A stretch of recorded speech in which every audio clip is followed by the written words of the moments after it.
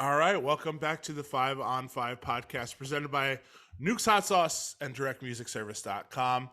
Promo code for both of those 5 on 5, FIVEON, FIVE. Go save some money, go get some edits, go get some hot sauce. Travis, where can you find us? Yo, you can find us on YouTube. Go ahead and hit the like, hit the subscribe, and ding the bell every time to be notified when we drop a video. Smooth. Let's rock. Like butter. I love You it. know what? Drop a comment too. Drop a comment. Yeah, Yeah. a nice on all platforms. On all platforms, a nice Yeah. comment. You know what? Actually, I'm gonna extend that even more. Go ahead and rate us on Spotify and on Apple. The Yep. more fives that we get, the more that this podcast gets bumped up to the top, and more people see it, more people hear it, more people yell at us for having horrible takes. It's That's just the that best. good. Anyways, welcome to the 5 on 5 podcast. I'm one of your hosts, Phenom, coming to you live from Portland, Oregon, down the street from me, the busiest man in show business, Jupiter Williams. That's right. Hashtag. Down the street from him in sunny tropical Las Vegas, the man with the plan, Nick Lopez. And our Wait a minute, is special it guest- tropical down there? It's not tropical. I saw some flooding going on. It's you know what? Actually, in that case, it has been tropical. Okay. it's been very tropical in that sense. Yeah. But the humidity Yeah. is starting to leave. It's getting back to just sunny and You're just dry. not built for rain, huh? Oh no, Vegas is not at all. The thing is, they'll try, and then there's no way to test it, and then monsoon season comes next year. Yeah. None of that worked. Ugh. Ugh. I don't even know. You never know what you're going to get in Vegas. That's true. Never. It's such a wild card. Anyways, our special guest today, I'm very excited to have him on here. Been wanting to have this gentleman on here for a while. He's been on our short list. This was a name that I always saw in the blog era because this man puts out so much music. To this day, puts out so much music. He has a new track with Flagboy that I want to talk about too. Ladies and gentlemen, make some noise for EMYND. Boom, boom, boom, boom, boom, boom, boom, boom, boom, boom, boom, boom, boom, boom, boom. What Sir, up, y'all? How are you? I'm great, man. I'm great. I'm young. I'm good. Best shape of my life. Well, we Love to that. hear. That's all we could ask for. We're happy to have you except here. I'm not man. young, but it's all good.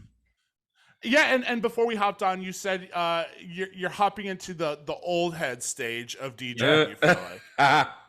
Yeah. Are you starting to notice some things bother you while you're DJing?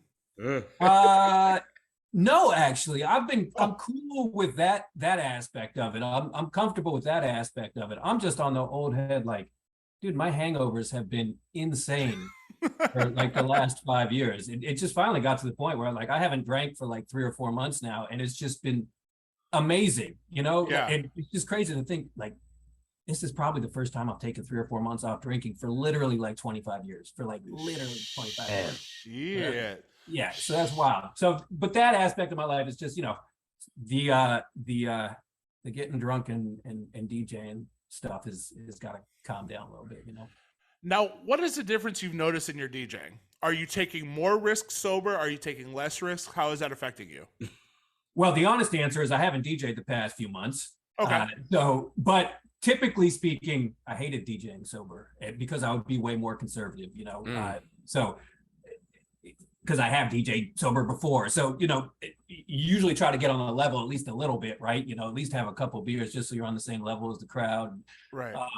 But I found that, drinking helps you take better risks. I don't love DJing sober. It's a real adjustment because I am more conservative. I feel like I am like, I'm just less likely to play that song that I want to play and force it in there. Yeah. I always consider that because I quit drinking about 3 years ago. Neek, you haven't drank for how long? Like a year and 6 months now. Yeah. Travis was just saying he's been handing off drink tickets, turning down drinks. Like, Yeah. It's it affects everyone differently, Yeah. And it makes you think, okay, am I having fun? Right. Am I having as much fun as I would be having if I was fucked up? Yeah. And that's always, I definitely think the risk thing too is you're more inclined to get loose, get on the mic, say some fun shit, but then the next day you wake up and you're like, I played what? Right. Like, you know, you wake up and you're like, oh shit. So. Yeah. Maybe to my detriment, I am far less likely to play my own stuff when I'm sober, even if it's just like an edit or something. You know, I'm just far more insecure about like, do people really want to hear this? Can I, you know? So there is an aspect of, you know, just getting open enough to be able to take those calculated risks. You know. Interesting. Yeah. And you know, when you dive into the EDM world, there's never a DJ set that those people are shy to play their shit. You Yeah, get exactly. a whole set of edit after Yeah. oh, this is my remix, this is my new remix, this is a new original, blah blah blah. Yeah. The working. I will say though that like the times that I do DJ, that I have DJed sober, it feels like a job in a good way. You know, it's like you're more. I'm certainly more focused. I'm like, I have a more calculated approach to every song, which you know, has its pros and cons, but you know, it's a different experience for sure. Yeah, no, that's it's interesting because we don't usually talk on that. Neek, what are your thoughts on that? I know we've gone back and forth off camera on this. Do you enjoy DJing sober more? I prefer DJing sober. I can see the appeal in DJing, like being on the level of the crowd. But I don't know. I not that I take it so seriously or anything like that, but I think I would be less aware of mistakes that I'm making or bad decisions I'm making when I'm messed up. Yeah. And I feel like it would be easier for me to get past, like just to let them go or like make it and just be like, nobody noticed. And like everything's always, when you're messed up, you feel like everybody's is on the same place you are. You know what I mean? And for the people that aren't, like you look foolish, and I don't want to look foolish. That more than anything, I just don't want to look foolish, and not realize it. So, even though sometimes it's kind of a drag. Yeah, I'm just a pothead. So, yeah, I'm just a pothead. Yeah. So drinking for me was never a problem. Right. Smoking weed for me makes me it makes the night more tolerable for me when people are fucked up and coming up to me asking for songs. I'm definitely more irritable when I'm not high or I haven't, you know, hit a joint. More irritable towards annoying ass drunk people. Yeah. So. When you see with weed, I don't know what happened at one point in my life, it just switched over to where, and every time I bring this up, potheads always hit me with the strain talk, but the paranoia just took over at some point. And I think I just kept smoking through it until one day I was like, the paranoia turned to insecurity, turned to like self-consciousness, and I don't think this speaks to me anymore. And so I just knew that I was like, I can't keep DJing for a living if I have these feelings. I can't be self-conscious and a professional DJ. Like, it's not gonna happen. I'll quit. I'll quit before I get going. So I end up leaving it alone. But do you have any like, and I know it's different for everybody else, but do you have any like things with booze? Like when you're drunk DJing, do you feel like you're more fun of a DJ, or do you feel like you're just, I don't know. What do you feel about that? I mean, for me, it was just part of the routine more than anything. And I think there's an important caveat to make here that like basically the vast majority of parties that I've done specifically in Philly are parties that I've thrown. They're like my parties, right? That I've developed from the ground up. So with homies, most of the time with my homie Bo Blizz, we've, you know, the past 15 years basically been throwing parties together in Philly. And I think that's an important distinction because it's not like we're answering to management or whatever. There's these parties that we built up with our own crowd. So it's like there's a certain level of freedom of getting drunk and DJing that you don't feel. Certainly, you know, if I was working and there was like management, working DJ and there's like management behind me, I'd be a lot less likely to kind of get as loose as I traditionally did. but in general, I think it was just part of the routine of what we established. And like I said a little bit earlier, just getting on the same level as the people that were coming to our party. That doesn't necessarily mean being like sloppy, but at least having a handful of drinks to again, just sort of match the level. When you do that, like normal drinking, when you do that, like getting loose and social, as people put it, you know what I mean? Yeah, exactly. The problem was even just having like 3 or 4 beers or whatever would get me hungover. You know what I'm saying? That's the old head shit I'm talking about. It's just like, yo, I just I'm not talking about getting wasted and making horrible life. Yeah, you're just like having a few drinks and being horrible. Yeah. Right. Here's and now I can't walk. Exactly. What made you want to go that route of throwing your own parties? Because there's a lot of DJs that should be doing that aren't doing that, and we're always like pushing people on this show. I'm like, throw your own shit. Like, you are too good to not do that. Well, so we meaning me and my homie Bo Blizz, basically like everything we've done in Philly has been together. And it's just kind of how we came up. I mean, we saw Holotronics. We were like in the heyday of going to those Holotronics parties in Philly, and that's some ground up shit, you know, that DIY shit that low budget and Diplo just put together. Mm-hmm. We saw that happening, and we're like, okay, this is what you do. You throw your own parties. I mean, we tried to reach out to some clubs and, you know, tried to get put on or whatever, and then it didn't happen because, of course, they're not just going to put you on. We're like, all right, fine, we gotta do our own thing. So we started finding halls to rent, and we would, you know, rent little halls, little not clubs necessarily, but just little like venues to throw a party, pay a couple $100 for to rent it and get security and someone to do the door, wind up walking out with like $20-$30 at the end of the night and playing whatever we wanted the whole night. And that's just, we just made it happen because we didn't know any better. And that just turned into something that, you know, the party that we do at the club called the Barbary here in Philly, we've been doing since like I think basically 2007. So it's been monthly for 15 years until COVID hit, of course. But we've been, you know, that's a party we started. I got my notes here just to make sure I'm getting the timeline right. Hold on. I think it's 2000. I love that. Yeah, that's great. One of my biggest pet peeves when you listen to a podcast and people don't know what the heck they're talking about. So let's move the first bound. November of 2007. So yeah, basically in November it'll be what's that? Hats off to you, by the way. Thank you. Yeah. So, but you know, we've been hats off. Yeah.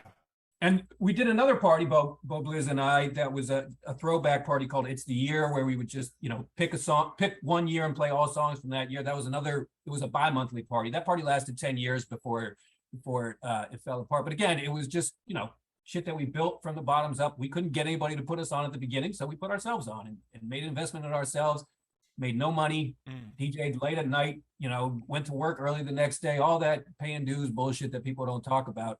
But it's kind of, it's part and parcel of who we are as DJs and how we got, you know, how we did things. It's just, it was the only way to make something happen. Oh yeah. What was the worst venue you threw a party at? Oh wow. It's been a lot of those.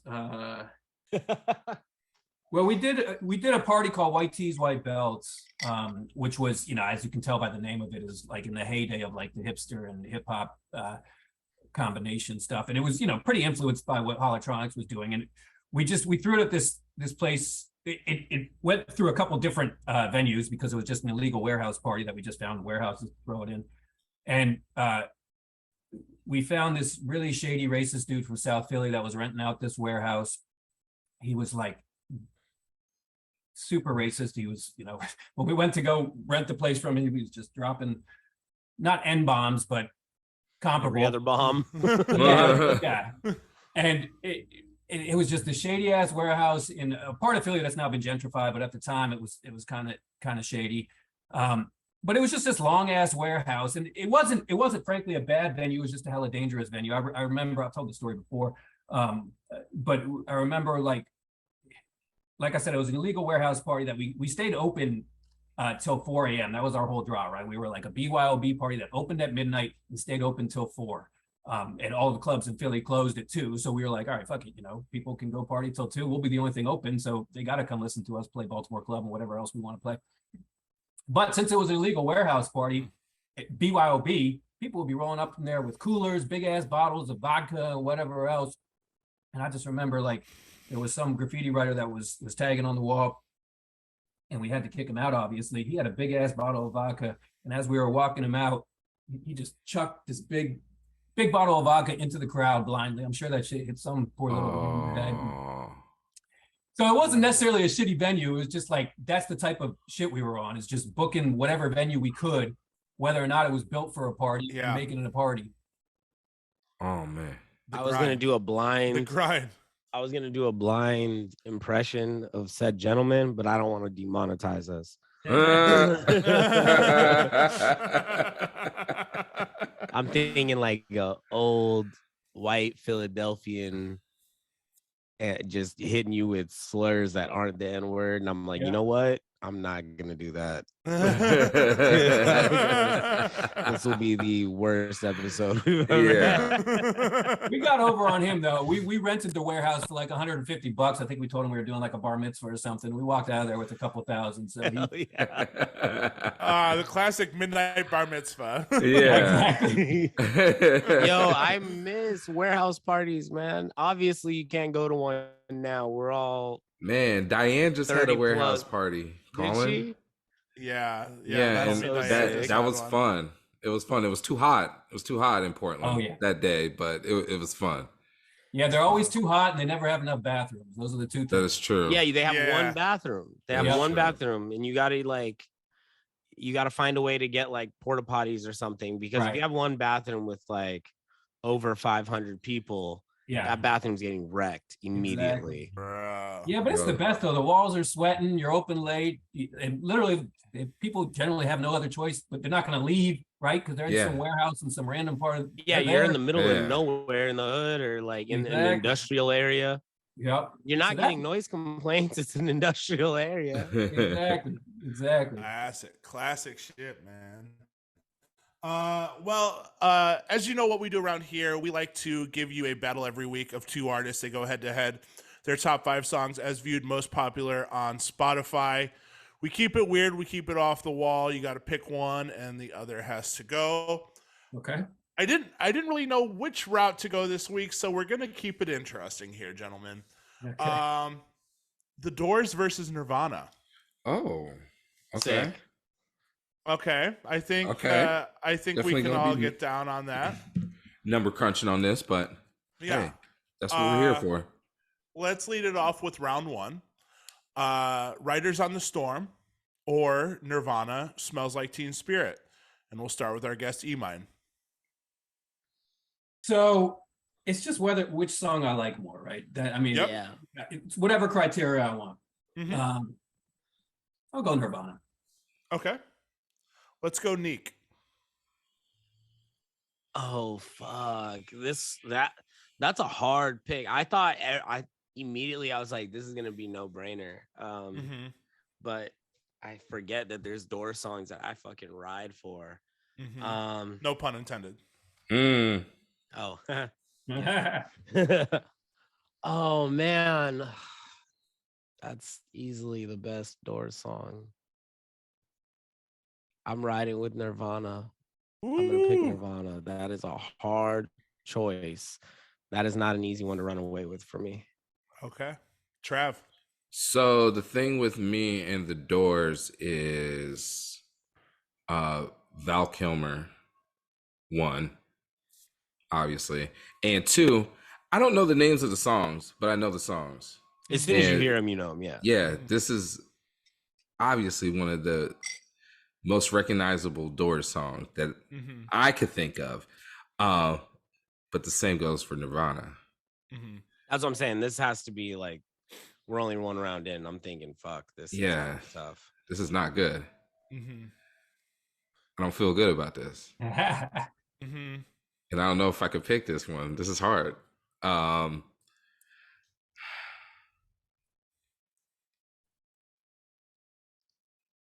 Nirvana? Okay. A sweep for Nirvana. That's crazy. Sweep and Riders on the Storm. Okay. Can I go back and just say the Doors, just so that's not a sweep? For what it's worth, and I mean, I think all of us would agree. It's not like we're picking a song from an album that isn't a 10. Nevermind is a 10. Right. Right. So don't feel guilty. Right. I don't think anyone. Yeah, I don't think anyone would argue that these two aren't incredible songs. Yeah. Correct. And that's why I feel guilty. That's why it's guilty on this one. I feel like one of the guests. Yeah. Like everybody's always like, "Oh," but I feel this is a fucked up pick, Colin. Yeah, it is. Yeah. I wanted to keep you guys on your toes. Let's go round 2. Break On Through or Nirvana Heart-Shaped Box. Let's start with Travis. Pass. Come back. I can't. These are two. I'm gonna go. Okay, Doors. Okay, Neek. Oh, dude. I don't like this. I don't like this. You forget the Doors is one of those bands that I forget I like. Oh man. Dude, they're fucking cool. I feel like this is 5 rounds Doors. of I'm going Doors. This is definitely 5 rounds of Outkast All the Notes right now. Yeah. Because on paper you hear it and you're like, Doors and Nirvana, what? And then you're like, oh fuck, yeah. EMYND. I gotta go Heart-Shaped Box. I just love that song so much. The guitar riff is so hard. Yeah, it's a really fucking cool lick.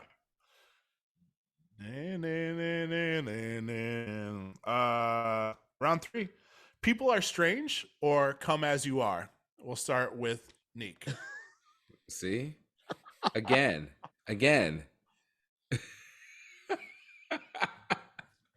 I'm going Doors. When I was in high school, like freshman year, 8th grade, freshman and part of freshman year is when I was really, really into punk. So grunge was fucking whack to me blindly for no fucking reason. And it wasn't until like sophomore year that I started like really just being like, everything that's good, I'm into. Like, I'm not picking a side on anything. So that's when I really started digging into Nirvana again and giving them another chance. But at one point in my life, I used to say that this song sucked. So I'm going with the Doors. Okay, that's fair. EMYND.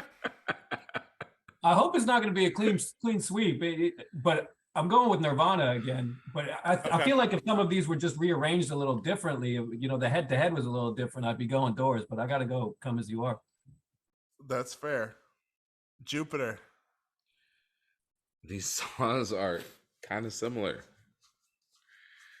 Yeah. And topic-wise, content-wise, lyric-wise, kind of, you know, topic-wise. So, this isn't. I was trying to stall. That was what I was doing.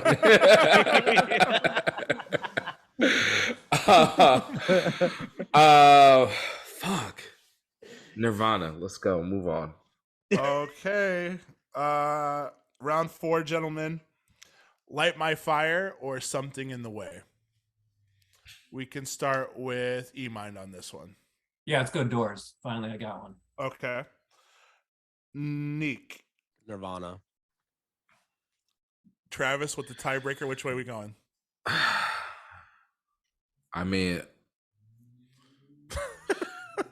okay, because it was in the Batman movie, Nirvana. Okay. Yeah. Okay. So that's gonna solidify. This is fucked up. That's gonna solidify. This is fucked up because the Doors, the Doors movie had Val Kilmer, who is Batman. Oh, the bridge. The bridge, man. It's fucked up. Because I thought for sure. Sorry, I thought for sure growing up that holds Nirvana and the Doors together. Yeah, for real. Because I thought growing up that Val Kilmer was Van Morrison.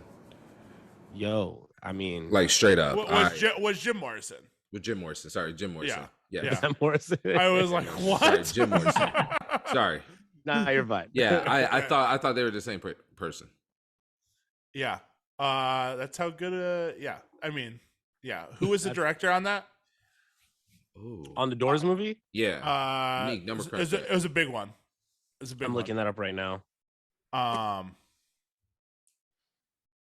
Fuck, I can't even remember. That was directed by Oliver Stone. Oliver Stone. Yeah. Yeah. It was a big one. We have one more round of this hell. And I personally don't think this one's easy either, but I don't know. Doors, Roadhouse Blues, or Nirvana, Man Who Sold the World, off of Unplugged. Oh. Nirvana probably has. Ooh, okay. Here's a take. Go on. Nirvana probably has the best Unplugged. Over Jay-Z? Yeah. I was gonna say over Jay-Z or Lauryn Hill. Yeah. Those are tough, but I'm going with Nirvana. Mariah Carey won a Grammy off of her, so I mean, yeah. Hey, bring back Unplugged.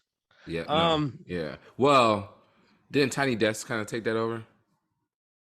Yeah, that's fair. Yeah, That's fair yeah, assessment. that's true. That's a good one. I'll take that. Tiny Desk basically is Unplugged. Mm-hmm. Yeah. Which way you guys going on this? I'll open it up to anyone. The Doors. Okay. Yeah, I'll go Doors. I'm going Nirvana. Okay. That was pretty close. Yeah, what did that come out to? 2 to 3. I mean, it doesn't get closer. Yeah. And honestly, something in the way over Light My Fire could have gone the other way and a Doors win. Easily. Yeah. If it wasn't for Matt Reeves and Robert Pattinson. If Light My Fire wasn't a cover, I would have gone with Light My Fire. Okay. But it's probably one of the better covers, but I don't know. I'm partial to the soul versions of that song. Mm-hmm. Yeah. The other one was People Are Strange versus Come As You Are. I think that could have gone. That could have gone either way. Yeah. Nirvana. I don't know the weird melody of People Are Strange. The strange melody of that song. I don't think that song. I mean, that's a cool ass song. Not that like Come As You Are isn't cool, but I just think making a song about being strange and then making like it literally a strange melody. And that's why I thought Come As You Are is very similar to that song. Dun, dun, dun, like the little out of key. I don't know, I think it's cool. Yeah, out of clashing chords. Yeah, it's a goofy track. I like it. It is. It like goofy in a good way. Like yeah, it's scary. It's a minor key that makes you feel something bad. Yeah. I haven't listened to that song in a long ass time. You guys are inspiring me to go listen to it. That's the best part about the show. It'll send you down the rabbit hole of you listening to only the Doors and Nirvana for a week, and you come back and be like, I was completely wrong. Disregard what I said. Like, right. Well, I wish 5 to 1 was on their top 5. That's one of my favorite songs that they do, man. Yeah, that's something we don't do a lot anymore. We used to do honorable mentions, songs that should have been in the top 5. Bring them on. What do we got? Okay, let's see. All right, I gotta look because now I'm like, L.A. Woman. Banger. I think the Doors is for me because I'm such a I'm surface level on them. I'm not like I've never really done a deep dive on the Doors, but sometimes they hit me with something. I'm like, oh shit, like. Yeah, that is a good one. Yeah, I'm with you. I think they're like their top 10 songs are all bangers. Yeah. After that, it's a big fall off. Mm-hmm. But then I look at I'm looking at Nirvana and Nirvana kind of falls off too, though. I think they got the proper top, they got the proper top 5. Mm-hmm. From Bleach is on there. Like Lithium is up there. Actually, Yeah. I'm surprised that that's not up there. Yeah. Yeah. Lithium's so dope. Yeah, it is. I'm surprised that. Yeah, TikTok hasn't found it yet. yeah, right. Yeah. That's all it is. That's all Spotify top fives are now. Mm-hmm. Is this song available on TikTok? Until TikTok, isn't TikTok gonna open up their music division or something like that? Oh yeah, They're gonna be paying artists now. That's what so they they're said. supposed to be starting another app, TikTok Music. Right. So I didn't realize TikTok used to be Musically, the app. Oh, I didn't where know you that. would like lip sync. I didn't realize that that's TikTok. Gotcha. That makes sense. Oh, I didn't know that. Yeah. So that's and when TikTok originally started, it was just people lip syncing music, like Musically, and then the dancing and then the video, like it ended up turning into what it is now, where you could create a video within the app, edit clips and all that stuff. So I mean, it's our favorite app right now. And become a star. yeah, yo, shout out to TikTok. Neek is TikTok Lopez. famous. Yeah. Oh, wait a minute, Neek, are you really? I have a few videos that have popped off, and one has really popped off. Oh, say word. Explain it. Yeah. So my TikTok is not like my Instagram. It's strictly me posting just videos of records. Mm-hmm. And my Mobb Deep record, like I don't know how many views counts as viral. I think you have to get like 1 million or more to be considered like truly viral, but this has like 890K views. And what is it? It's just a video of me playing a Mobb Deep record. Huh. And like it's all my videos are the same. Like it's just this view of my turntable, me putting the needle on the record and it playing for 1 minute. What song? Survival of the Fittest. Almost 1 million plays. Yeah. Almost 1 million plays. It's me being old. Why wouldn't they just listen to it on Spotify? Well, people are like, I think it's a combination of timing and nostalgia, because a lot of people like on my videos that pop off, because I was talking to Colin about this. There's no real way to like tell what's gonna pop up. I've tried to like be intentional about what records I post on certain days. Like maybe something happened today, or like this artist died yesterday, so let's post him today. And sometimes that works, but a lot of times it doesn't. Like my very first video to pop off was Bernard Wright with the Habo Glabo Triggin. Yeah, it's good. Snoop Dogg sample. You pronouncing it? Yeah, I was like, the Snoop Dogg sample, G's and Hustlers, and that was the first one that popped off, and everybody was like, "Oh, that's a Snoop Dogg sample." That's all the comments were just people, and then like quoting rap lyrics from it. Right. And then I had a Jamiroquai record pop off, where everybody was like, "Oh, Napoleon Dynamite! I learned about this in Napoleon Dynamite." Or what was the dance movie it was in? Not Center Stage, but the ballet movie. What? Do you remember, Trav? I think you're right. Center Stage. Yeah, I think that's what it was. So that one, shout out to Angel Perino. I know she would know what that was. Shout out. Angel, yeah. And then there was, I think, like De La Soul. I posted a De La Soul record that popped off. Spider-Man. Everybody's like, "Oh, the Spider-Man soundtrack Into the Multiverse." Everybody was stoked on that. Or right? Is that what it was called? Into the Multiverse. Yeah. And then this Mobb Deep, everybody was like, even though it's not the same song, everybody was like, "Yo, 8 Mile vibe." 8 Mile. And then people would be like, "This isn't the song from 8 Miles. You're casual." And then like it got crazy because of how many views it got. So people were like having full-blown discussions. Okay. And then Mark Echo's getting up, like video game references. People will be like, "Oh, this was from Getting Up. This was from, that video game. Like that's a PlayStation 2 game. That's like it's bizarre. Yeah. It's crazy. It's weird. It's totally bizarre. So I've just been like, you know what? Certain records get more views. Yeah. Rap and more contemporary stuff gets more love. But then I'm like, but Nard went off, and that was a random 70s record. So I have no way of knowing. Just post it and fucking make hashtags, and maybe people will like it. I have no clue. We were all shocked when the Mobb Deep record went off. It was like, because we've had a few videos like get like 10K, 20K, 30K, and we're like, yo, this is crazy. And then like the Mobb Deep one is like over 850K. I was like, yo, if this gets 1 million, that's official. Like, that's crazy. Like, that's for real viral. Yeah. Well, you're gonna move into one of them houses, huh? Yeah, I'm gonna move into a TikTok house. Yeah. It's gonna be me in my room with my turntable and just. But then, yo, Neek's doing something else in there. Like his version of with what all we do of is them very and stuff. different.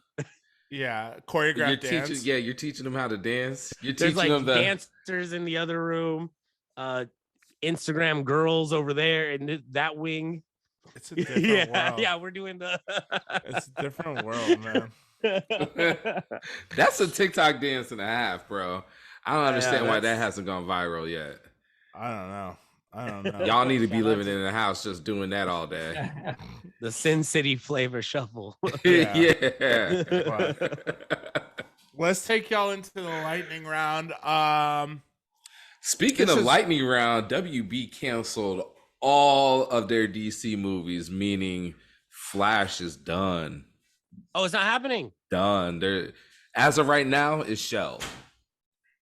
Wow. Yeah. That's some lightning for you. Let's go. That is lightning. Yeah. I was like, I haven't seen that. I don't know. Well, none of us will. Yeah, none of us have. None of us will. Yeah. That's how bad I am with the MCU. I don't know what I've seen. I'm like, I don't know if it's out or if it's not out or what. Like, I have no idea. Oh shit. I have no fucking clue. Lightning round is for EMYND and EMYND alone. This is a this or a that. One artist stays, the other one leaves and has to get deleted out of your Serato. If you try to play it, you will get electrocuted, and none of this music will ever be found again. This is DJ purposes specifically. It'll be for all. So you can never listen to it. You can never, nothing ever again. Okay. Starting with Paul Wall or Mike Jones. Oh. Fuck. Wait. Is Paul Wall on Still Tippin'? Mm-hmm. Yes. So that means I can't play Still Tippin' because Paul Wall is on it. What the fuck? If you went Mike Jones, there's actually a number of Mike Jones and Paul Wall songs that you wouldn't be able to play just because of their features.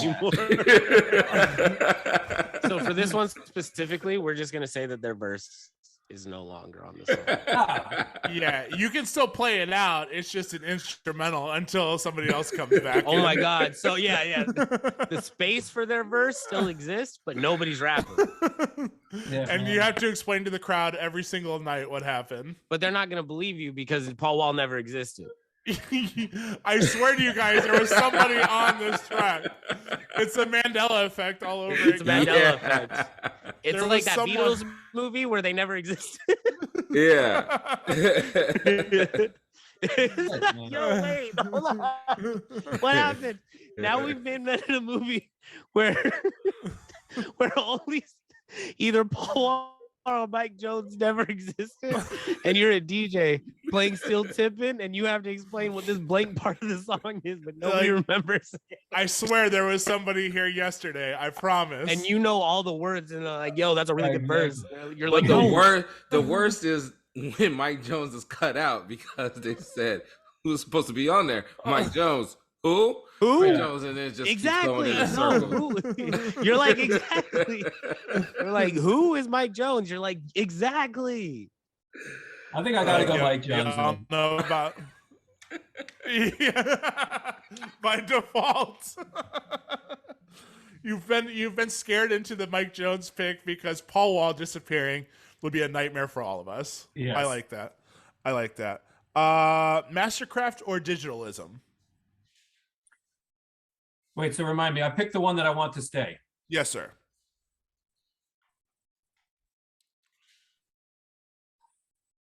Let's go Mastercraft. Okay. Young Dro or David Banner? I'm a huge Young Dro fan. Young Dro. Okay. ASAP Rocky or Tyler the Creator? ASAP. Okay. Does Young Dro get his flowers for his fashion sense? For me, yes.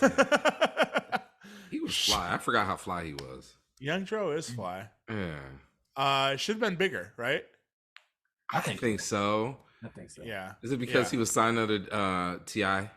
Bad contract. Yeah. Possibly, yeah. Yeah. Yeah. He was signed to a coup clothing. Oh, was he? No. No. Because I was like, he was always wearing polo. Dang, why would T.I. do that to him too? He's like, yo, I got just a brand for you. They're like, this is your brand. Signed into a real 360. Yo, how about this? Dream or Neo? I feel like I'm supposed to say Dream because that's like every DJ loves Dream, and I like Dream songs, but I think Neo's more useful for my day to day. Sure, that's fair. Fleetwood Mac or Tom Petty? Tom Petty. Okay. Diddy or JD? I'm a Diddy guy. Okay. Armand Van Helden or Fatboy Slim? Armand for sure. Dilla or Pete Rock? I read the Dilla book. I loved it. Really helped me appreciate Dilla more than I did coming up. But Pete Rock forever. Pete Rock, okay. That book's kind of crazy, right? Yeah. Dilla is just, I don't know. He was different than I realized he was. Yeah. That was a dope book. But it's worth reading, yeah? Yes. What? Yeah, for sure. Okay. For cool. Sure. Shout out to the audio book. I'm not gonna lie, that's how I listened to it. Yeah, I should have put read in quotes. I listened to the audiobook too. Yeah, okay. Recommended. I see you guys. Yeah, I was like, Neek, you're reading books over here? What the fuck is going on? Nah, I'm audio. My man's got hella free time now all of a sudden. I'm pocket watching the time. Oh, hella free time, huh? Nah, he TikTok famous now, man. Come TikTok on, man. famous. Yeah. Man's living in the future. Post some videos of you reading on TikTok.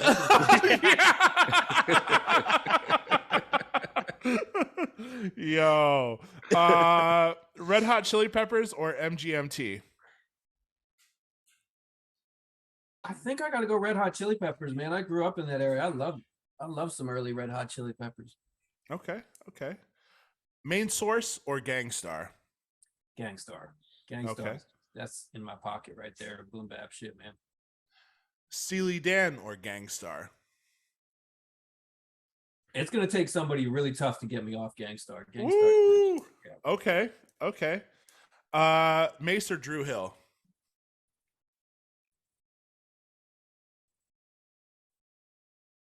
Probably Mace. Okay. Diana Ross or Donna Summer?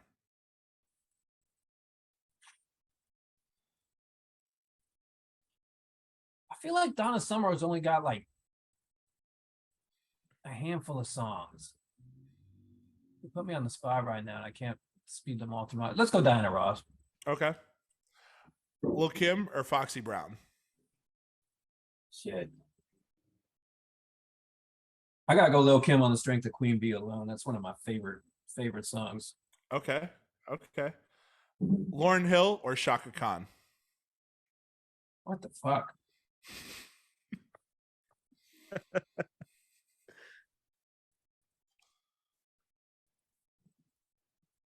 And I'm sure everybody has the same reaction. They start going through the big songs in their head, and then they start thinking about like the whole catalog. Let's go, Lauren. Okay. BBD or Guy? BBD. I don't play any Guy. Okay. Cypress Hill or Public Enemy? Huh. I mean, I definitely like Public Enemy more, but I don't really play any Public Enemy, even in like throwback sets. Fuck. Let's go Public Enemy just on the strength of being the correct answer. No, it doesn't feel correct. Okay. Kendrick Lamar or Kenny Loggins?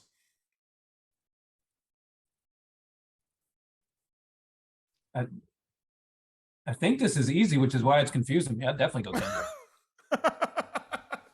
Don't let yourself talk yourself out of yourself. You said Kenny Loggins, right? This will all be edited later on. Rick James or Childish Gambino? Oh, Rick James. Rick James. Okay, that's easy. Yeah. Beastie Boys or Run DMC? Run DMC, easy. Okay. Big L or Big Pun? Ooh, my wife's Puerto Rican, so she's gonna be mad at me. But Big L is one of my favorite rappers, man. Okay. Roots or NERD? Definitely the Roots. Come on, man. It's Philly. Okay. Okay. It gets a little tougher now. Queen or David Bowie?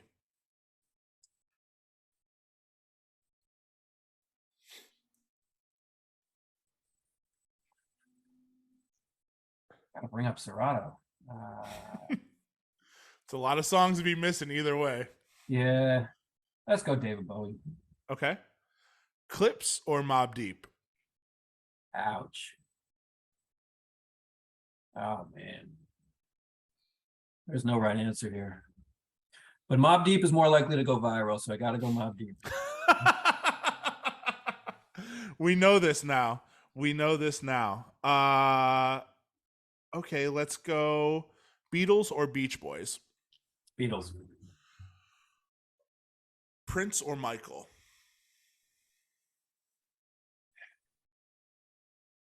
I think Prince is the more interesting artist, but Michael is just like indispensable. You'll go Michael? Yeah. Okay. Yeah, Whitney or Mariah?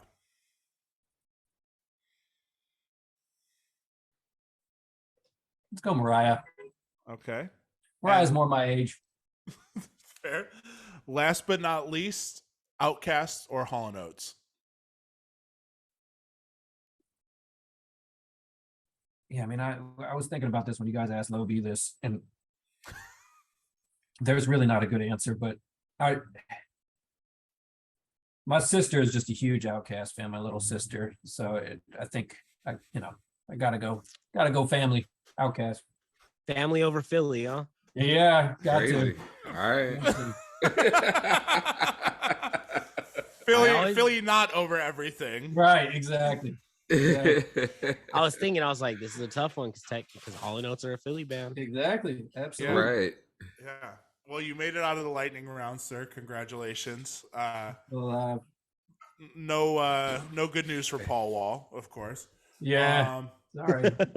I'm sitting here with a list of Philadelphia musicians trying to make a Philly specific lightning round. Got a bonus. Let's see. Did we do a Boys to Men one? Yeah, we did Boys to Men Boys to Men versus Jodeci. Yeah. Yeah. Well, that's easy then. Boys to Men. Okay. Yeah. Schoolie D versus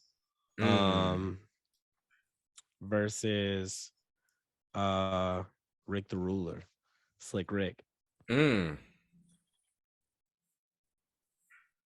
So in my career, I've been lucky enough to DJ for both of them or DJ at parties for both of them. But Schoolie D performed at the It's the Year party that I mentioned earlier. So I'll go with the Philly boy, Schoolie D. Hell yeah. And I'll leave off. Let me see. I have two, but we'll do the Whispers versus Harold Melvin and the Blue Notes. Let's go Harold Melvin and the Blue Notes. Okay, cool. Philly wins every time. Yeah. All right, I got one though. Okay. Who had the better festival debut? Okay. Dave Chappelle's Block Party or Jay-Z's Made in America? Well, I gotta be honest, I didn't go to either.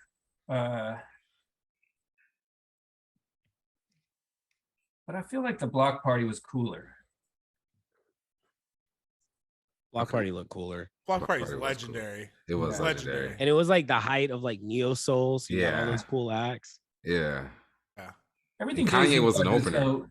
everything Jay-Z does is so like capitalism. It's Fair. really- Yeah. Yeah. That's fair. It's like capitalism you're cool with. Yeah. I'm You're not like, I hating. know what this is. But like, Right. it's Michael Jackson. Oh, it's Capitalism you're cool Jay-Z. with. Yeah.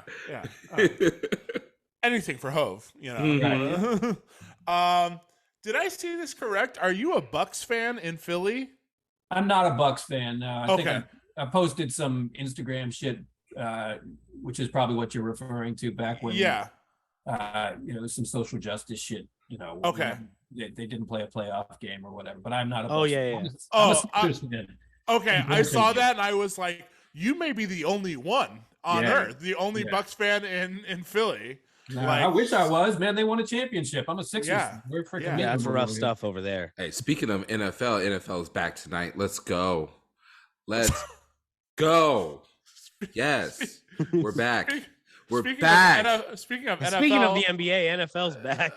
Wrong Bucks. I know what you're on though. Wrong Bucks. different Bucks. You're thinking there. Tom. Tom and those guys. I am. Not Yeah. that Tom. Yeah. So tell us about you have a new track out, Flag Boy. Tell us about that. Yeah, sorry, you asked about the Flag Boy record? Your internet. Yes, broke up. sir. Yeah. So that's my homie from New Orleans, Flag Boy Giz. He's a Mardi Gras Indian with the Wild Chapatulas Mardi Gras Indian gang, and I don't know, I just started sending him some bounce beats. I really like that old school New Orleans bounce sound. Sent him a handful of beats, and we wound up putting together a whole album. Basically, he's got a 12-song album out right now. I got 8 beats on that album, and Manny Fresh has an original beat on that album, so it's really dope to say that I have 8 beats on an album with Manny Fresh on there. So hard. And then Flag Boy produced the other 3 songs. But yeah, man, it's just been really fun to we whipped this album together in a handful of weeks. Really, it came together in like a month. And this one song we did, "We Outside," is just kind of a remake of a classic New Orleans bounce song by Dolomite called "Hustlers," and it's making some waves out in New Orleans right now. So it's pretty exciting. I'm really hype on it. It's a really really dope song, and Flag Boy does his thing on it. That's fire. You get. Calling I your think my signal internet went might out. have cut out. Say that again. Am I back? You're back. Am I back? Yeah. Can you hear me? Yeah. Oh, I was asking, when did you get into Nola Bounce? Oh, I don't know, 15 years ago or something. It wasn't like I wasn't into it in the 90s, so I wasn't there for when it was popping, but it must have been in the early 2000s, early to mid 2000s, and I started really catching up on all the old early Cash Money records, and then I think around like 2008 or something like that, I started getting exposed to more of the really like repetitive, sample heavy New Orleans bounce that's kind of like the Big Frida style stuff with the chopped up vocals. So I got really into that stuff in the whatever around that time frame, 2008, 2010. And I've just always been hella interested. I've always been interested in like regional musics, right? Whether it's Baltimore club, Philly party music, New Orleans bounce. It's always just been hella interesting to me, these little pockets of aesthetic similarity that have popped up all over the place. And it's been cool to actually be involved with some of that music from afar, even though I'm obviously not from New Orleans. So it's been really cool to be able to be a small part of that culture, even though it's obvious that I'm an outsider. Right. Now we asked Low B too, and I want to ask you, what were your thoughts on the Baltimore usage in the new Drake album? I think it's cool. I'm an old guy, so I came up, when that stuff was popping, and I have a certain expectation of kind of like what sounds quote unquote authentic, what sounds like the OG shit, and that there's portions of it that don't really sound like how I would do it basically, or it doesn't sound quote unquote authentic, but I think it's cool that he takes risks and is trying to put that sound on the more pop map or whatever. I think they just released a video too and they got some young bulls from Philly, the Philly Goats in it, you know. So I think it's cool that he pops into these little subgenres and tries to do his own little Drake thing in it. So I got no problem with it from, you know, sort of like whatever, a moral perspective or whatever. I think it's cool that he's going down the path. I don't love the song. And as far as I'm aware, it's not really killing the club. It'd be dope if it was, especially to be able to like play alongside some other club stuff. But, you know, as Low B was saying, club is just such a part of the Philly set already. You know, every month when we DJ, we do a 10-15 minute set of all the club classics, Samir's theme, and, you know, what have you. So, but yeah, I think it's cool. Sorry, I went long-winded there, but I think it's cool that he's doing that shit. Well, you know, I have to ask you, as we did ask Low B, top 3 Baltimore all time. Oh gosh.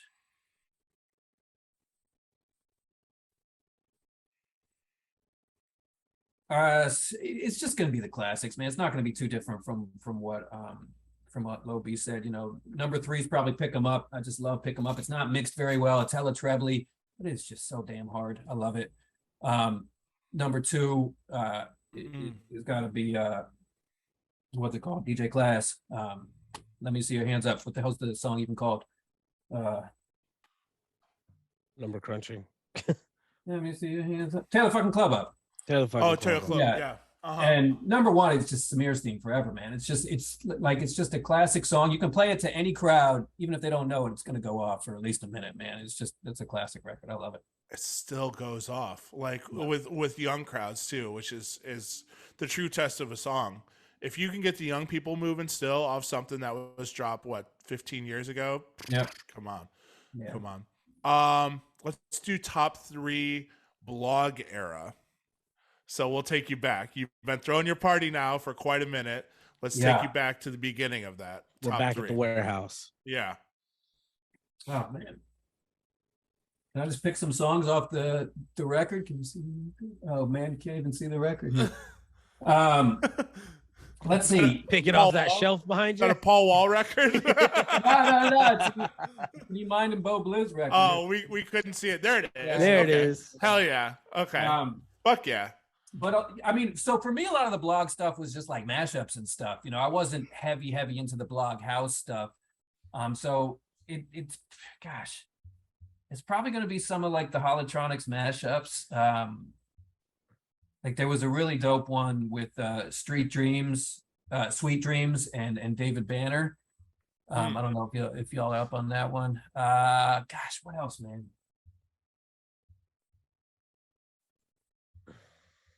Shit. What was the first Curtis Vodka record that was making waves on the holler board? Do you remember that, Colin? Let me see here. I have to go through my Serato. Yeah, it was one of those. So shout out to Curtis Vodka. Yeah. And then let me think, what else? You remember that record, Baggy Bottom Boys? I remember that. Joker, or is that Jokers of the Sea? Yeah. They had a crazy remix with some really dope chords. So how about let's go with that record.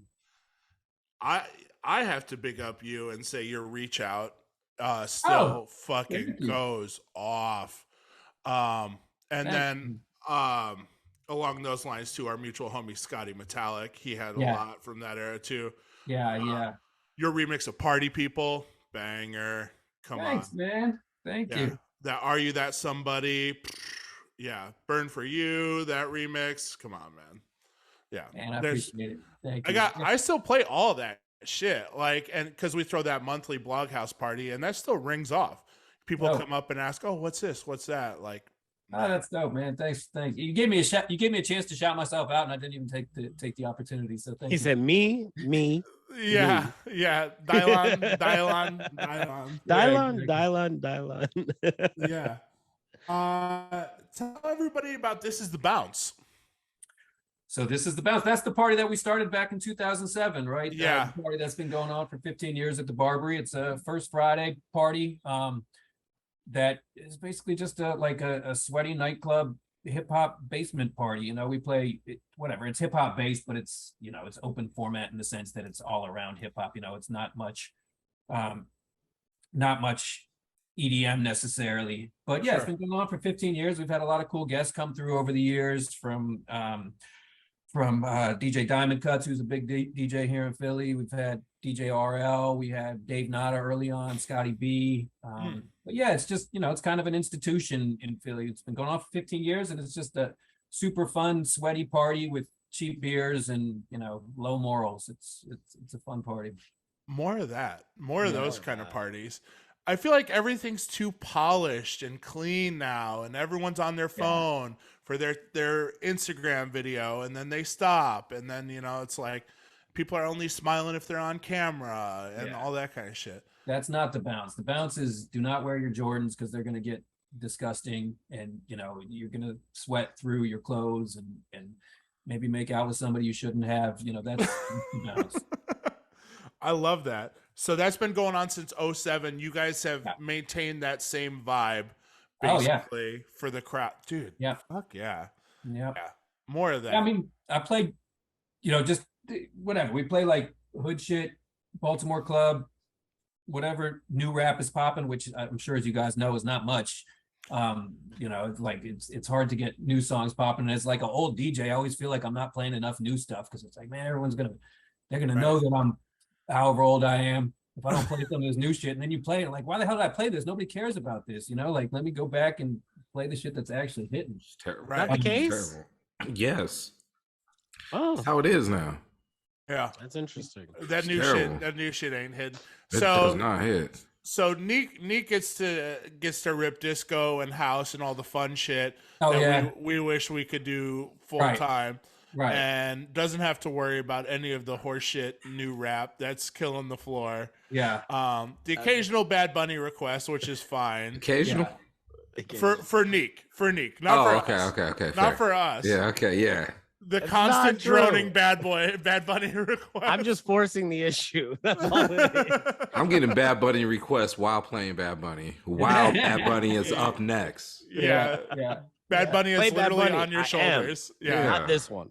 Yeah, none of that. Not that one. I don't even know what's happening, but not that one. Yeah, not that. Yeah. I want to ask, since I told EMYND to peruse the new Beyonce album, because last week we were leading into it. The release was about to happen. Mm-hmm.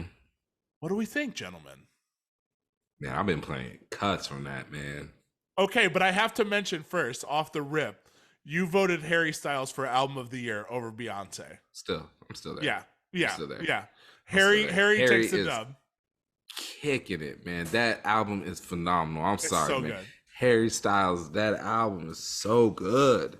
Travis said you can give me Beyonce or Drake. I don't give a fuck. Harry Styles. Yeah, man. I'm telling you, man. I don't know what it is. I think I'm just really. You are. Don't think about it. I think I'm really excited. You don't think about it. You are. I am really excited that there's a pop album that I'm just really fucking riding for that I don't have to play in the club. Like, I just fucking dig it. There it is. You know what I'm saying? Like, I'm listening to a new album and it's pop as fuck and it's fucking good. And it's not like I'm listening to it with like, oh, this rings off in the club. I'm not playing it in the club. This is for me. This is for good. Me. I'm the opposite. I'm playing it in the club and it's for me. Yeah. I mean, that's cool too. I love that you're like, you know what? This is gonna get people partying. No, danceable. Not that. No, you're just like, I don't care. I'm playing it. I'm playing it regardless. Yeah. Y'all gonna listen to this. Yeah. Yeah, I think it's dope, man. I really like the album. I think it's really dope. And I just like how I don't know, Beyonce seems like really calculated in her older age here, all due respect, as she ages into, whatever stage of her career is. It just seems like she's really taken a real calculated approach to like presenting her music really intelligently. I just think it's really smart and interesting how she's just bringing all these different Black musics together and doing it in a really consumable way that's like, it's just banging, it's fun to listen to, it feels authentic to her, and it's just kind of drawing the lines of the big diaspora of Black music through her music, because there's like reggaeton rhythms on there, there's Afrobeat rhythms on there, like I just think it's really dope and really smart. And I also agree that I don't, she's obviously hugely popular, but I don't think she's really popular to the club anymore. You know, I'd be surprised if any of these songs are really, really hitting in the club, at least right now, maybe in a few months. Church Girl. Church Yeah, Church John? Girl on. Watch all the black girls go there. Yeah, it's going down. Yeah. Watch that. Yeah. Cuff It. Yeah. Cuff It. Word. Energy. Somebody was saying that the oh my god, what's the single? The first single. Break My Soul. Break My Soul is a different mix on the album than the single was. Like, I'll have to go back and listen to it. It might be a different mix because the songs mix into each other. Yeah. So, which I just feel like I'm not like obviously a giant Beyonce fan. Liked a lot of her songs throughout her career, obviously, but not like ever been a stan or anything like this. And I'm wondering, because I enjoy this album, I wonder how her fans feel. Is this her best work? Yeah. Is this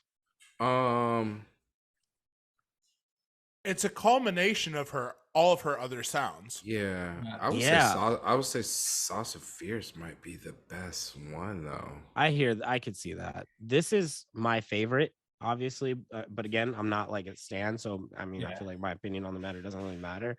But I think it's like you said, it's a really clever album. I love a concept album. I love an album that has an idea and is not just like a compilation of songs. Mm-hmm. It's thought out. Mm-hmm. It's part one of a trilogy. Like, it's a whole series. This is a concept. This is an idea. Like, intention is behind it, and I think that's something that we're missing in modern music. Because the way music is consumed via streaming and stuff, you just open an album, pick the song you like, put it in a playlist, you never go back. These are long songs too. It's a mix. Like, this is fucking cool. Yeah. There's Bridges. She brought the bridge has been back. removed. Khalees has been removed. We should mention that. Okay. Khalees has been taken off the album. I wish it was still there because now I want to go back and listen again. I'm sure it's on YouTube, but yeah. Well, you can go back and listen to it. That's what I mean. Like, I'm sure the original version is. It's still on. Listen to it. Okay, cool. We have a link. Oh yeah. No, it's not there no more. Oh, for real? Well, I have it. I have it. Okay, all right. Trav can send it to you. Trav can send it.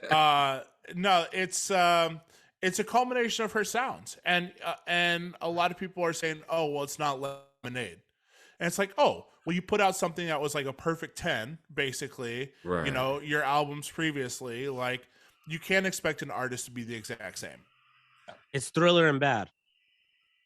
Yeah, but oh man, this album is really fucking good though. This album is more off the wall. This album is one of my favorite. This album is more off the wall. Yeah. That's yeah. That's a good this way album's to put sick, it. man. I think this album. That's all the really cool producers she's got on there. Honey Dijon is on a Beyonce album, which is fucking Honey crazy. is on there. Skrillex is on it. That's nuts. Like, never if you'd have ever told me that those producers would be on a Beyonce album, I'd be like, you're fucking tripping. Right. Maybe Honey, but that's wild. My favorite is Derek Carter's review. I was just gonna say, Derek had something to say about that. He said, yeah. My bestie got some credits on the album. Hats off to them. Go get your bag. Still, fuck Beyonce. Shrug. What is she do to Derek's him? beef with Beyonce? What'd she do to him? I wanted to ask you about that. No clue. We got to get Derek on the show to ask him. What did she asked Khaled to play? She asked Khaled to open, right? Instead of him. Yeah. That's what it was, right? I don't know. Obviously I don't want to make any assumptions about what happened. What is beef is. Derek also hates ABBA, so that's a whole nother discussion. What did ABBA do to him? That's where he and I don't get along on that. I'm like, he was like, y'all should have made Dancing King. Dancing King. Like, I wanted that version. Y'all gave me Dancing King. I could see y'all why cut me he out hates, of all the credits. I could see why he hates ABBA. Obviously, we love ABBA around these parts, but I can see why somebody's like, yo, okay. Like, that's annoying. Why do y'all love it so much? Right. Like, because Dancing Queen used to be annoying as fuck to me. And Dancing then I found Queen the love in for particular isn't my favorite. but like there was a time where I was like, ABBA is too campy, and then it became, I don't know, in my older age, campy became fun. Yeah. And so I can see him still being like, that's still cheesy as shit, and it's whack. I don't know why you guys are still like rocking for this. Hey, speaking of series though, Calvin Harris is coming back out with that funk wave, and the songs that he's released from it are so good. I'm here for that. That. He just released that new Normani song that he has, and it is so good. I like that he's releasing songs like little by little. Yeah. He's back in Vegas. His credits are crazy too on it. Like his features, I mean. Yeah. That's going to be a fun album. He's back in Vegas, just signed a new contract with the Win. With who? The Win Nightlife. So he's going to be at XS and Beach Club. Damn. Calvin's great. I want to get into some of our specific questions that we ask around this show every episode. So for that, I will pass it to our man, Nick Lopez. Nico! It's time. We're setting you up with this fabulous endorsement deal. It's the best endorsement deal you're ever going to get because you get to choose everything about it.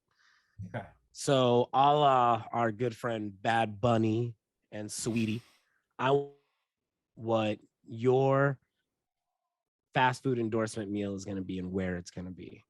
What is your fast food choice? Oh, man. National chain. It has to. So here are the rules. Has to be a national chain. I'll accept regional. It could be regional, but it can't be local. So like no Wawas. Damn.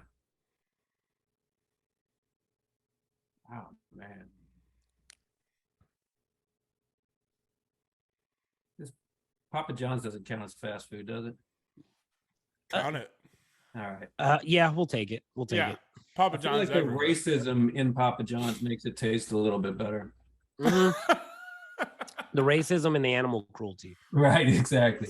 I don't. For some reason, I like. Go away because Shaq bought it. Oh yeah, Shaq bought it. Yeah, Shaq bought it when the racist shit was going down. He was like, "Fuck it, I'm gonna buy it." Thank you, Shaquille O'Neal. That's Shaq's got to buy Chick-fil-A too. Yeah. Chick-fil-A's He's got to run them out. Yeah, Dancing King Shaquille O'Neal. Yeah.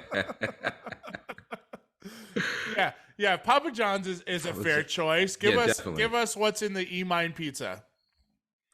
Well, this is obviously sacrilegious, but I fuck with the Hawaiian pizza heavy. Woo, spicy take. That's a spicy take. Yeah, man. Okay, pineapple does belong on pizza, he says. Yeah, okay. And you dip it in pineapple. You dip it in that garlic sauce. Shit is delicious. Oof, the garlic sauce, honestly, you could dip a napkin in it. Yeah, that's fair. Nick over here sucking on napkins again. I'll eat. Yeah, Nick's over there eating the fucking napkins again. Yeah, he's eating the box. He doesn't care. Pizza came in. What's all right, I didn't even ask you guys. What's your take on pineapple on pizza? It's a no for me. It's hit or miss. It depends on the day. I don't. Nick? Because I don't hate it. I don't hate it, but I'll never get it. Nick, do you even like pineapple? I love pineapple. Okay. Same. Right. I just feel like pineapple, I don't know. I was going to say pineapple and cheese is a weird combination, but like fruit and cheese is like, that's classic charcuterie. Yeah, exactly. Nobody has a pineapple on a charcuterie, but like, I hear you. I don't think anybody would be upset. What about on the El Pastor? It's no pineapple. No. Okay. No pineapple on the al pastor. I mean, no, because that's like candied ham. So like you gotta cook it with the pineapple. I'm not gonna eat a chunk of pineapple with it though. Like don't serve me pineapple with it. Like I get it, you cook with it, but don't don't cut a slice of it and add it to my taco. Like you know what I mean? That's what they do with ham. Oh, because they usually do like a pineapple salsa on top. Yeah, see, that's not a salsa. See, that's that again. Yeah, see. I guess like when you put it like that, it's really not that obscure. It's not. I'm not like completely anti pineapple on pizza. I'm good. I'm not giving you a tortilla of just pineapple chunks. Right, like it's like a salsa. Yeah, and that's okay. Like as a salsa, it's not bad. I think we all can agree like a pineapple salsa is pretty good. Yeah. So a cheese and pineapple pizza is a no-go. Oh fuck no! That's weird. Oh, so you have to have the Canadian No meat. chicken on You there. gotta have the whole like it's gotta be a full. Yeah, it's got to be authentic Hawaiian, like they It do in needs the Hawaii. ham. Yeah. I'm obviously Okay. being sarcastic. It's not. I think Hawaiians get mad. Yeah. I think Hawaiians get mad when they call it a Hawaiian pizza. So sorry. Asterisks. They're like, we didn't make this shit. Yeah, exactly. Yeah. Why? Because it's got a pineapple. Yeah. Exactly. Oh, it's Hawaiian because you got a pineapple. All right. Yeah, pork and pineapple. It's Hawaiian. Okay. So we can all agree if the pizza shows up with just cheese, pineapple, and crust, we're sending it back. Send it Yeah, back. you need that salted ham on that bitch. You need to have a little. It needs more salt. It needs a little ham and Exactly. zhuzh. Not just fruit on a pizza. Well, Ridiculous. Like an apple pizza. you get, That's you get one of gross. the edible arrangements on the pizza. That's Gross. dumb. Send it back. Some banana Nobody slices wants up on that bitch. that. Banana and barbecue pizza. Yeah, there you Oh my go. god. Ghoulish. You can eat that one in the commode. Jesus You're a fucking Christ. troll. Oh, just banana and barbecue for me, thanks. No with thanks. with the garlic sauce. Yo, I wish I could do a 2-sauce pizza. One just just regular tomato sauce, and then a layer of the fucking garlic butter from Papa John's. Yeah. Just Yeah. make the whole pizza in it. Yeah. I don't Yeah. want to dip anymore. I just want I'm it. tired of dipping. I want it to be part of the pizza. Yeah. Why haven't they done garlic infused crust like that? I'm It's sure a they it's a have. garlic butter. That's the problem. Is it's not just like Yeah. a garlic oil. It's a butter. Yeah. It hurts. Like you could feel your arteries being lined in it. Yeah, they're like, Mm. It tastes so good. It fucking is delicious. I want to drink it with a straw. Yeah. oh my God. Out of the God little damn, I cup. love that Out sauce. the little cup, and you got to Take it like a shot, dog. Yeah, like a Yo. Capri Sun. Don't even take the foil out. Just pop. There you go.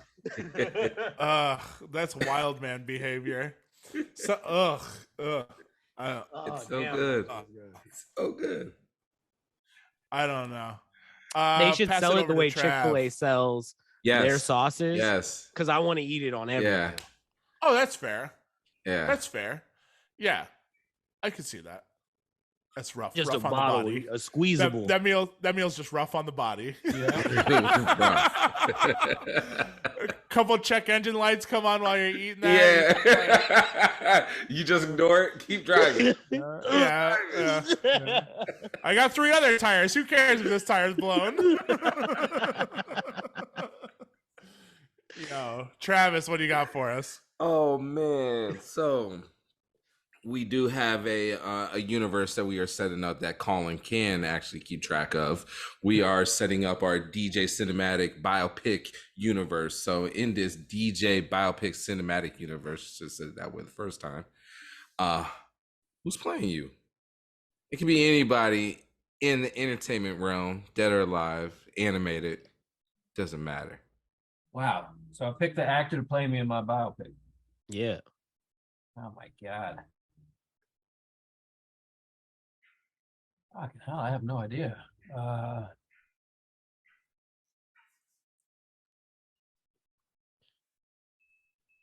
Trav, what are you still laughing about over there? The tires? Still laughing about the Still tires. laughing about I'm just picturing Neat going up to Papa John's like it's a like one of them grass smoothie places and asking for just one of them cups. But he just takes it just casually, just takes it out with him. Yep. It just keeps going about his day. Peel the lid back. Who's the Dothraki bowl from Game of Thrones? Jason Momoa. Jason Moore. Yeah, with the long ass hair. Yeah. And he's got a Good real call. similar body to mine. Good call. Good call. That's a great call. Yeah. I Jason Momoa. met him at Comic-Con in Portland, and the dude's a giant. Yeah.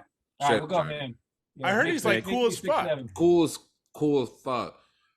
Took That me would be cool as fuck in too. for a If I was hug. What's dating up, Lisa man? Bonet. like, God damn. Yeah. Lisa Bonet. Yeah. What's That'd your be problem? Cool as fuck too if that was Yeah. my old. Yeah. Good for him. I've been bringing this question back lately, and these guys hate this question. I love it. If you could have one item from the grocery store, an infinite supply of this item for the rest of your life, you never have to buy it ever again, what would it be? I don't know. Do I pick something practical just to save a couple dollars, or should I go gummy bears because I love gummy bears? Yo, not the sugar-free Johns. No, not them Johns. Don't get stuck with that. They drop off the Read the box every week. reviews. Yeah. Like, here's your gummy bears every week for the rest of your life. Yeah, exactly. Ugh. Yeah, let's go gummy bears. Well, specifically Haribo gummy bears. Okay. That's fair. Also here and there and everywhere. Was there ever a connection with the candy and the cartoon? Neat number crunch that? No, only because I love that show. Yeah. But they actually weren't tied to the candy. Okay. In fact, I think some company, it might actually be Haribo, owns the name Gummy Bears. So Gummy Bears, the show, had to change the spelling. It's okay. That's UMMI. Gotcha. Makes sense. Yeah, there's some like sort of legality loophole there. Shout out to Gummy Berry Juice. Gummy Berry Juice, man. One of the greatest theme songs for a cartoon. Yeah. The 90s theme songs are just fucking unreal. Like, there's no reason for that song to have a bridge and a key change. Like, that's I play the All That theme song in my sets. All That is crazy. I play the In Living Color theme song in my New Jack Swing set. Yep. Or who else? Well, I mean, like, as far as like hip hop oriented songs, Cousin Skeeter with 702. Stilo. Right. Yep. I've been playing the fuck out of Stilo lately. I love Have that you? song. Yeah. Mm-hmm. The remix is great too. Times. With the guitar sample. Oh shit! Actually, I never. You know what I'm talking about? It's what's the guitar? It's like Nightbirds or something. Yeah. Damn, that's a cut. Yeah, Gummy Bears. That theme song is unreal. Well, I guess that's an 80s show. Not really a 90s show, but damn, I didn't realize it was that old. Gummy Bears was in the 80s. 85. They're definitely showing reruns there, right? Yeah, they're definitely showing reruns through the 90s. All right. But it started in 85. 6 seasons. Reading Rainbow theme song. Oh, yeah. Yo, Reading Rainbow and is Magic crazy. School Bus. That's another one. Magic School Bus. Yo, Magic School Bus is like a Chili Pepper song. Yo, Full House theme too. Come on, let's go. Oh yeah, that's another good one. Reading Rainbow is kind of a wild. It's wild, like a synth song because it's like symmetrical. Yeah, it ends the same way it started with that like riff. Oh yeah, the wave is probably perfectly symmetrical. Oh, yo, the greatest one of all, or there's two greatest ones, right? Or three. Okay, the three greatest ones of all. The three greatest ones of all. Fraggle Rock. Okay. Fraggle Rock is good. Golden Girls. Yeah, that's good. And Fresh Prince, obviously. Yeah. That barely counts. That's like a rap song. Yeah, that's just a rap song. Yeah. There's always that extra verse on the Fresh Prince theme song where I'm like, I'm lost. The Jamie Foxx theme song. Two of them, both of them. What about Full House? Yeah, we said Full House. You said that. Family Matters. Family Matters. You said Family Matters. Step by Step. Step by Step. Another good one. All those songs are great. Oh, Family Ties. Damn. Family Ties. Yeah.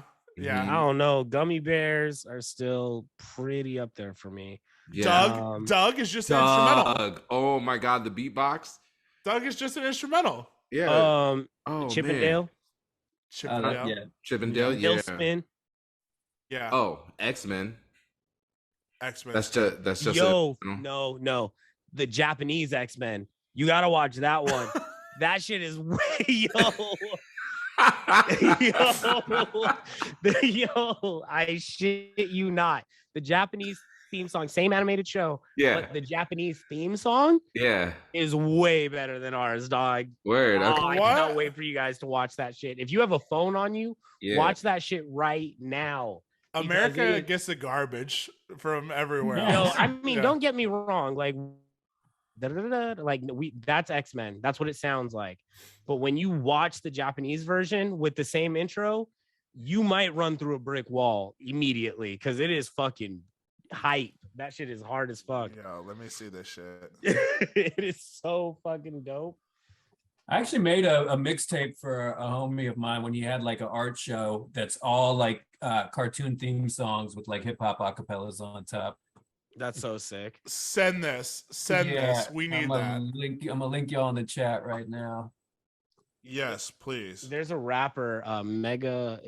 Fuck, I feel bad because I forgot. I have the album somewhere in here. Mega Ron, I think his name is, or something like that. I got it as a birthday gift, and it is a album where he takes samples of all wrestling themes and just makes like made a full album out of it. It's sick. That sounds dope. We have to address something. Travis is watching the video. Trav, what do you think? Trav blown away. It's a completely different intro. Totally different. Completely different. Like the characters, they're doing the same moves, but they're fighting aliens. Yo, it's sick. Instead of the Sentinels. Instead of the Sentinels, because they have different rules than we have here. Oh yeah, huh? Who's they? Japan? Yeah. Yeah. So different in America, guidelines. The guns have to shoot lasers. Okay. And all violence has to be against the Sentinels, with the robots. You can't have human on human violence to be a kid's show. None of that. So, but over there, things are a little bit different. You can be a little more gnarly. So they hit you with the fucking metal song. Yeah. And we're beating the shit out of it. Yeah, it's like Japanese metal. Yeah. No, it really is. Sick. Wait, I have to bring up this article before we wind down the show here. I saw this the other day and I saved this just for the episode. Time is flying, literally. I think this is a bit of an alarming article.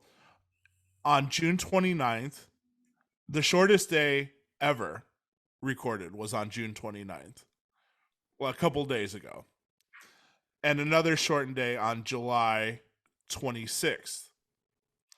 On both of these days, the Earth completed its usual 24-hour rotation in less than 24 hours. The Guardian reported on June 29th, the Earth did the 24-hour rotation in 1.59 milliseconds shorter than usual. Oh, God. Okay, so that's what I was just going to say. I was like, what the fuck does that even mean?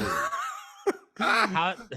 This has been the shortest day since the 1960s when the scientists began using atomic clocks to measure time. By like a second and a half, a second and some change. Millisecond. Not even a second. Like yeah. That doesn't fucking count, dog. Why are we writing articles about this? Yeah, I gotta be honest, I didn't even notice. I didn't notice. Yeah. I lost so much sleep because of this. I was up earlier, 1.59 milliseconds earlier to start my day. It was a fucking disaster. It's so crazy. I went through a roller coaster of emotions while you read that whole synopsis. I went from worried to pissed. But the comments are like, no, this is a big problem. And people like go into like global warming and everything else like that. And I'm like, well, 1960s it clocked in around this time too. Yeah. It just came in off the track a little hot that day. That's all. We came in a little or a skosh early. We have a 7-minute grace period. Yeah. Like it's not a big deal. Yeah, he took that corner kind of fast. No, all it did corner was a little bit lean harder in to cross the finish line. That's all that was. Yeah. It's like You when know you're what? running. Hey, honestly, if leaning into the corner, taking that turn kind of hard, Portland's been hot. We're running too fast. We're running No, too I'm fast. saying leaning into that corner so that On that lean, tilt. yeah, That on that tilt, on that turn. Oh yeah, y'all are on the yeah. This is dumb. Yeah. Who cares? Oh yeah, for sure. We're off the rails. We're off the rails. This is great. If he listen, if he comes in 1.59 milliseconds early, that's fine. If we're talking, if he comes in an hour early, we got if you pull up an hour early, Yeah. with a Starbucks. Hey, of course they say yeah. that after they take away the daylight savings and whatnot. Oh Yeah. yeah. What See, is we should have time? brought It's it a back. human construct. Yeah. And Oh, you're telling me by the way, have we all seen Nope yet? No, I haven't seen Not it yet. Damn it. Not Next yet. week. All right. I saw the rehearsal though. I'm ready to talk about that. The new Nathan For You show. Nathan. I only saw the first episode of Oh, yeah. Yeah. Okay. Without giving it away, Emil, what do you think? that. It's interesting. Yeah. Yeah, it's interesting. I'm interested. How many episodes are up right now? It's a handful, right? There's yeah. Not giving too much away. What he does is people have these scenarios that they're in. Like the first one, this guy has to tell somebody that he didn't get a master's degree. Mm-hmm. And they recreate this guy's whole life basically to let him practice going through these scenarios before he has to do it IRL. And it's Nathan Fielder, I think is his name. Yeah. I can't remember his name. For But you, his last name is For You. Nathan For You. They rebuilt the whole bar that this guy is going to be in, like telling this woman. And they recreated the trivia night and everything like weeks out before he has to do it. And it's fucking hysterical. They go through all the possibilities of how he's going to talk throughout the conversation and go down, like they make a tree of like everything, like his talking points, all the way down from him talking about the Bush twins to like even more. It's fucking hilarious. It's worth the watch. Trav, are you watching the preview right now? Yeah. Yeah. It looks good. It's totally absurd. This guy, Nathan For You, basically took the whole HBO budget and just blew it on just fun shit. That's what it looks like. Yeah, he doesn't give a shit. Like the next one, the woman wanted to have a child, so she's out in Portland and she has they hire a bunch of child actors to simulate this child's life all the way. So through like every week it's a different child actor. And because of the restrictions in Portland, like they have to put the child to bed and then take the child out through a window and put a robot in place of the child sleeping. It's fucking hilarious. We'll talk about it next week after you guys watch it because I think it's the best thing on TV right now. Listen, the best thing on TV is about to start at 5:00 today. What's NFL that? football. Oh, okay, that's fair. Let's wrap it up with that. Any predictions this year? Who's winning the National Football Championship? Man, whatever team has the most money. Bucks. It's gonna be the Bucks. Eagles, obviously. One vote for Eagles. One vote for Tampa Tom and the boys. Trav, who you saying Bears, right? It's got to be Bears. Fuck no. It's not going to be the We're Bears. so sad, bro. It's not going to be the Bears. We're so sad. Rams? Is it the Rams? Rams looking. I mean, They look good. was looking good today. Is it the Rams? Mans was looking in postseason form with his footwork. I don't know. We'll see what happens. Before we wrap it up, I want to ask EMYND, sir, tell us what you have coming up. Let people know where they can find you on socials and let them know anything else you want to share. Yeah, just find me on Instagram. I'm too old to do the TikTok thing. So just find me on Instagram. I think it's just EMYND on Instagram, EMYND. Love-hate relationship with social media, but I'm on there. Yeah. Doing what I can to stay in people's earlobes. And but yeah, that's the best way to stay on top of what we got going on. You know, the thing I'm most excited about right now is this album with Flagboy Giz. So go check that out on all your streaming platforms. But yeah, you know, you can find me and my man Bo Blizz first Fridays in Philly at the club called the Barbary, which is in Fishtown. It's currently they're doing some updates inside, so it's currently closed. It should be opening relatively soon. But yeah, first Fridays we'll be rocking it, and then just sporadically you'll find us throughout Philly. But the best way is just stay on top of on the Instagram, see what we got going on. So yeah, that's what it is, man. Hell yeah. Oh, yeah. Two more questions before we roll out. We nearly forgot. We have the 5-on-5 playlist soundtrack. You can add any song in the world. What song do you want to add to this playlist? Has to be on Spotify. Parentheses. Jeez Louise, just pick a song to put on the playlist. Just Yep. Yes, sir. Your contribution. It could be your song too. Shameless plugs. Not a DJ song. Yeah, just put "We Outside" on there. The Flagboy Giz song, "We Outside." There we go. There it Hell is. Hell yeah. Thank you for encouraging me to think of myself, Trav. I appreciate it. Yeah. I was gonna give a Radiohead song, but yeah, you're right. I gotta promote myself here. Damn. Yeah. Yeah, absolutely. Everybody's listening to And actually, Radiohead. Yeah, you exactly. go on Spotify and you just type in "We Out." It's the first one that pops up. That's that's the first what's thing that pops up. Oh. That's what's up. Perfect. Last but not least, what are you reading right now? What am I reading currently? Well, how about I'll flash two books that I just finished recently. It looks like you Compared. pulled a record. This book is great. Can you see this? This is The World That Made New Orleans by Ned Sublette. That's cool. Okay. Banging book. It traces the history of New Orleans back through all the way back to the Congo, basically. And then this book is you can't see it, From the Kingdom of Congo to Congo Square. It's a book about the Mardi Gras Indians in New Orleans. Oh, nice. That also traces their history back to the Congo as well. Obviously, these books are highly related in content, but you know, given that the album I just worked on with Flagboy Giz is a member of these Mardi Gras Indians, it was interesting to read about some of the history here. And That's but yeah, really fucking cool. That is highly dope. recommended. I fuck with that. Do you have any plans going back to New Orleans anytime soon? Yeah, my brother lives down there, so I'm down there at least once a year. Quite a bit. I'm sure I'll be down there soon. Hopefully, get up with my man Flagboy, getting some of his videos. He's been making a bunch of videos. I feel bad that I don't have a presence in there, but he's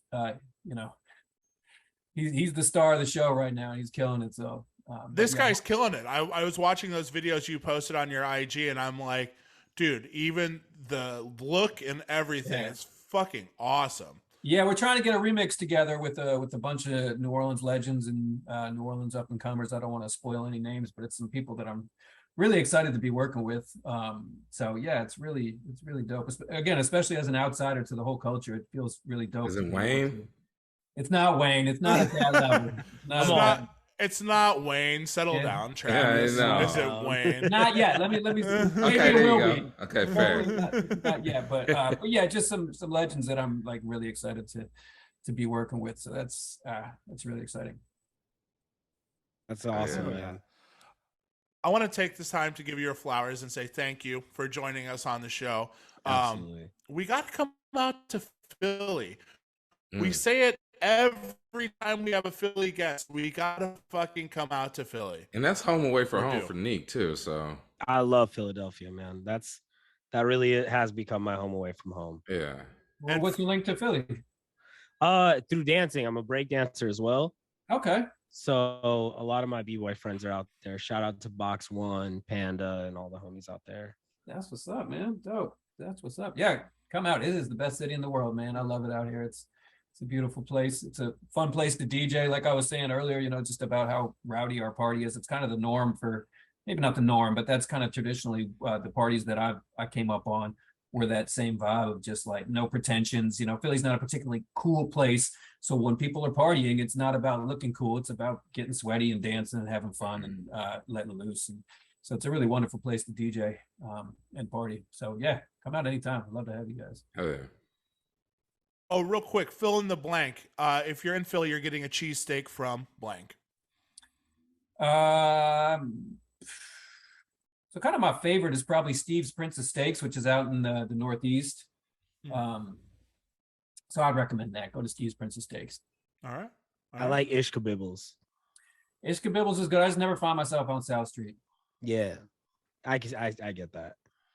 Nick, you got to start introducing yourself as a dancing king instead of breaking. I'm out there because, well, I'm sort of a dancing king. Shout out to the homies Illadelph Flames. Yo, EMYND, thank you so much, sir. Thanks for joining us, man. We really appreciate you taking the time to rock with us and all of our horse shit that we threw at you today. It's always that. Off the wall. Yeah. Thank you very much. Thanks a lot for having me. And it was a lot of fun. So thanks, guys. Thank you. Man. Go tap in with EMYND out in Philly. Make sure you keep that outside. We outside. Yeah. And then outside of that, I would say go backwards too and go through. Is there a place where people can get all your Hollertronics era stuff? Is that still anywhere online?